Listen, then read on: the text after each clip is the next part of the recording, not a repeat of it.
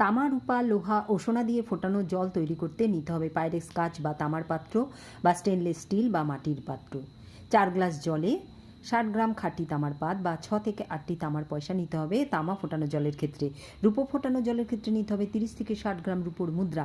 সোনা ফোটানো জলের ক্ষেত্রে নিতে হবে 15 থেকে 30 গ্রাম খাঁটি সোনার বার বা 22 ক্যারেট সোনার গহনা। লোহা ফোটানো জলের ক্ষেত্রে নিতে হবে 60 গ্রাম লোহা। 4 গ্লাস জল থেকে ফুটিয়ে 3 গ্লাস করে ছেঁকে ফ্লাক্সে ভরে রাখতে হবে। সারাদিনে ঈষদুষ্ণ অবস্থায় তা পান করতে হবে। এই জল ফুটিয়ে 50% কমিয়ে নিলে তা হয়ে যায় সেরা অ্যান্টিবায়োটিক।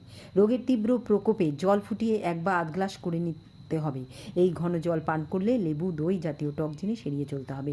এইসব করা সত্যই খুব ঝামেলা, কিন্তু যদি আমরা শরীরকে স্বাভাবিকভাবে সুস্থ রাখতে চাই ও কঠিন রোগের আক্রমণকে প্রতিহত করতে চাই ও অত্যধিক চিকিৎসার ব্যয়ভার কমাতে চাই, তাহলে অবশ্যই এই সকল প্রক্রিয়া আমাদের অনুসরণ করা উচিত।